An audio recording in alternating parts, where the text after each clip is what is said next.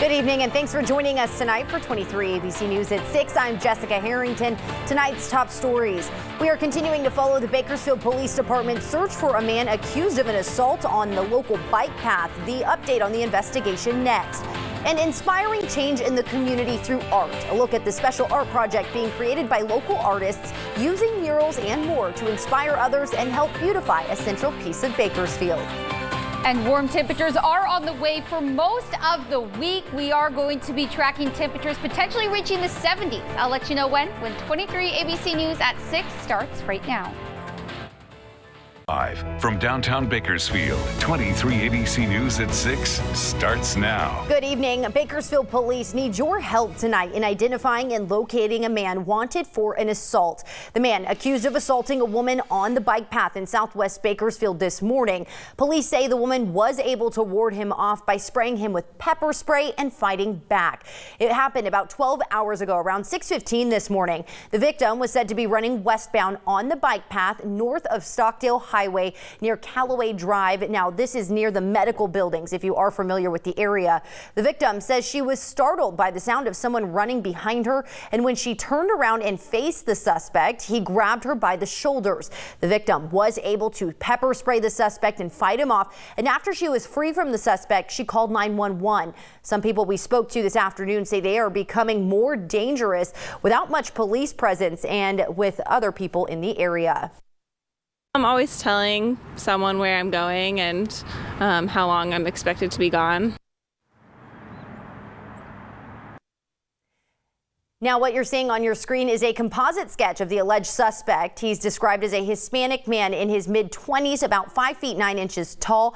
He was wearing a gray, white, and black camouflage hooded sweatshirt with his hood up, with running pants, black running pants that had 3 vertical white stripes on the side, with black Vans or Converse shoes, which had white soles. Now, it is an ongoing investigation. Authorities are still looking for the suspect. If you have any information regarding this incident, you are urged to call BPD at 327-7111.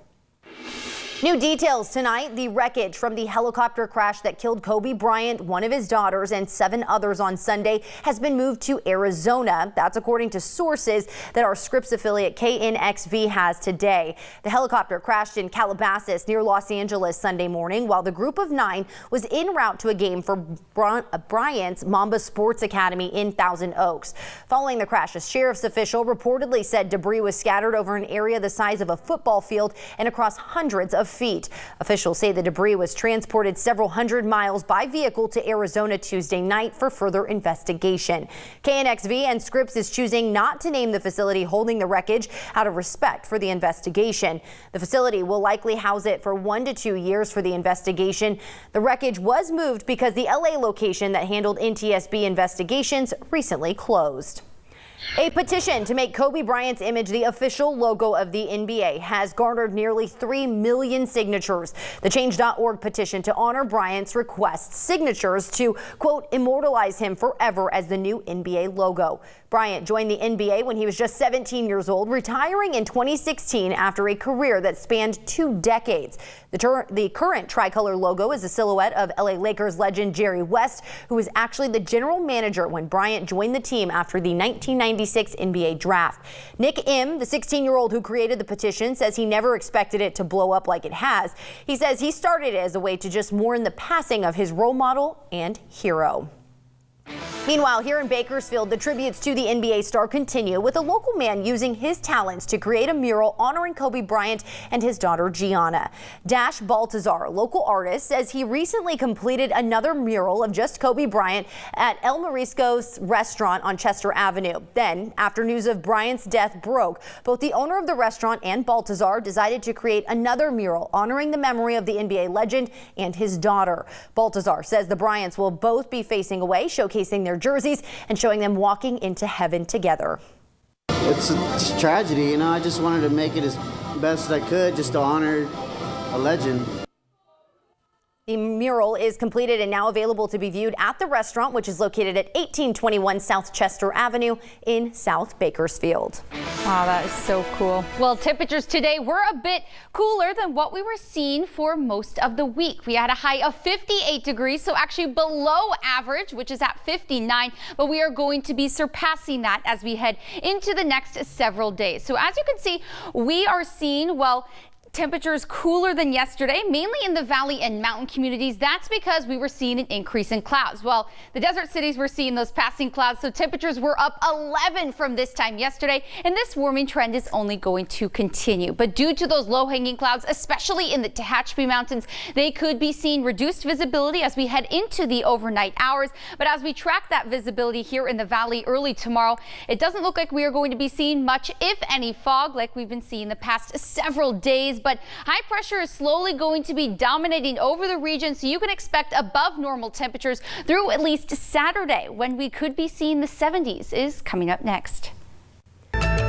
No verdict has been reached yet in the Leslie Chance retrial. Jury deliberations continued today.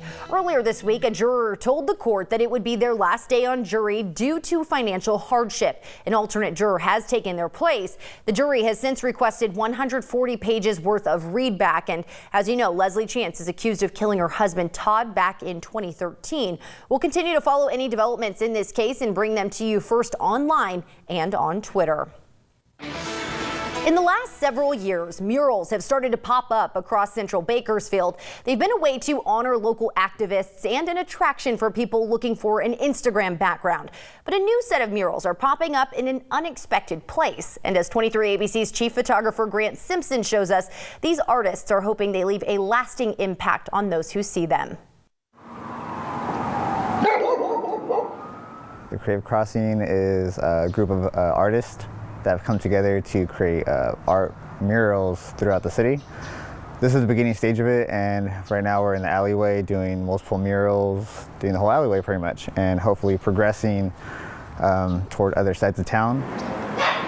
The pictures before all of this happened, this was nasty.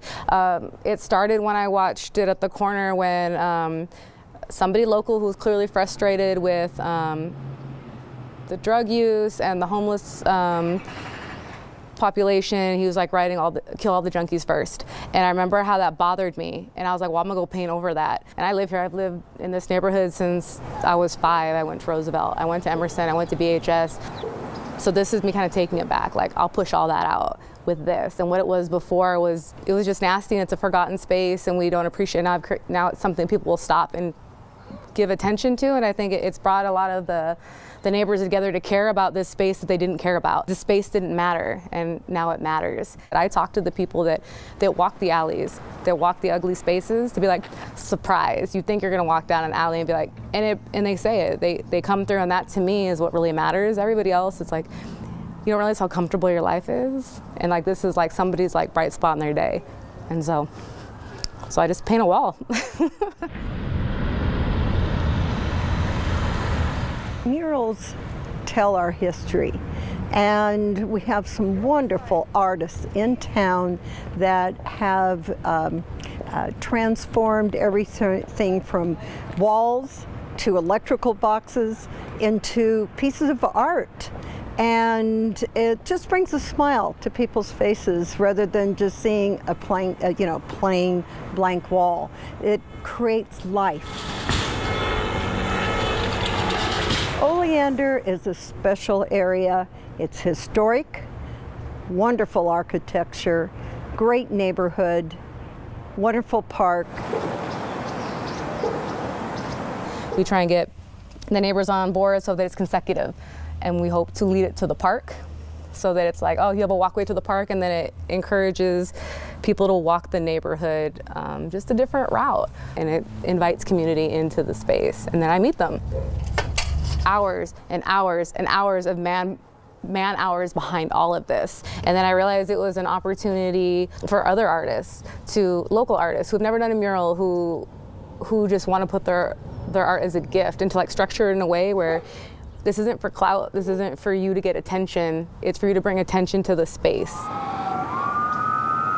I think the coolest thing is that all these artists get to collaborate together and express and share their ideas. This is how I'm changing my community, and this is, I don't know, it's really satisfying. It's really rewarding, so I'll just keep doing it. As long as the neighbors keep signing off on it, I'll keep coming out here and doing this. And if you'd like to check out Creative Crossing, it's located in the alley that intersects with Holtby Road between 1st Street and Verde Street. The artists say they'll continue to paint until they run out of supplies. If you'd like more information, you can reach out to Creative Crossing by emailing them at thecreativecrossing@gmail.com. Still to come here on 23 ABC News at 6 in sports, local wrestlers hit the mats for league titles.